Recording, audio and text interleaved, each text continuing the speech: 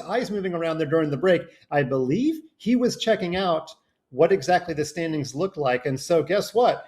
We have 3 games, but 2 that really matter. Tani is through. Andy is through with a draw against Tani. Fausti has to win, and he has to watch the scoreboard. So let's keep it at the 2 split here. We have a very weird 92 as a response to the Perts, but that's the game. That doesn't matter as much for the standings. The left and the right of the screen are the most impactful for what we're going to see on Sunday.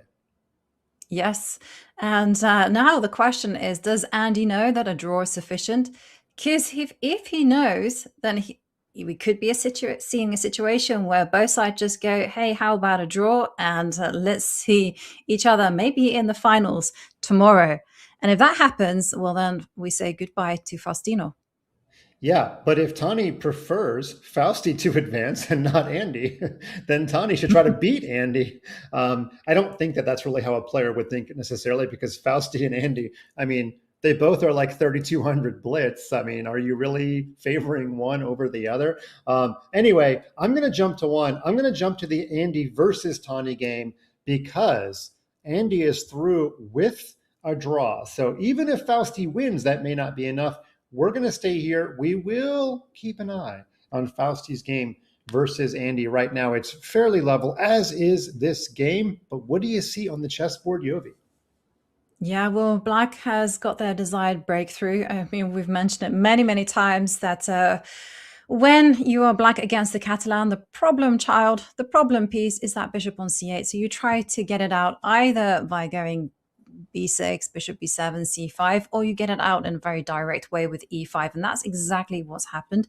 And White, on the other hand, has this massive tension in the center, but it has come at the cost of a pawn on a c4. So the big question is, after the trades on e5, there will be trades, will White be able to just take control in the center, start pushing Black back with eventual e4, f4 ideas? There you go. And by the way, just to set the scene, because we are early in the game, if you were not here earlier this morning, first of all, where were you? Oh, you were golfing with Magnus? Okay, that's cool. I would have done that too. But Yuj finished first place in a tiebreak over Sina in a Sonnenberg-Berger tiebreak. So Yuj, as the first place person, will play the second place person, who could very well be Andy. We could have a Yuj versus Andy semifinal, which was the final last year. Tani, I believe, he's not guaranteed to finish first place. If Andy wins this game and his Sonnenberg-Berger tiebreak is better, then he actually could eclipse Tani. But yesterday's this morning's second place person, Sina Movahed, the other grandmaster, will play the first place finisher from this pool. That's the stage. But again, we're more worried about the result. And Andy has taken a small lead, provoking a weakness. G6 played to stop knight f5, but now there's some dark square weaknesses. And pawn to d5, punching through in the center and on the king side. Yeah, nice stuff there. I liked this knight to h4 business, provoking that weakness. And now d5, big question. What to do? Do you play the very natural move, which is just a capture on d5 with a pawn, initiate a set of trades? Or do you play White at their own game and also just amp up the tension just with moves such as the knight coming to c5? You're prepared to give back some material. Nope, it's gone for the first plan. But I was kind of also intrigued if Black gave back that extra material in order to release this bishop on c8. Instead, he tries to cover up some of those weak dark squares. If he could just pick up his dark squared bishop and move it somewhere to the king's side, he might feel a lot safer. The bishop retreat, not loved by the computer, but obviously he's trying to do some damage on the d file and want to duck that bishop back out of there. Bishop g5 looks a little annoying, but maybe it's just all for show. Maybe the queen accurately defends all of the weak minor pieces. So instead, pawn a5, okay? Just trying to play pawn a6 and create new problems. Throws away the advantage, but I do kind of like the idea of just creating more problems for Black.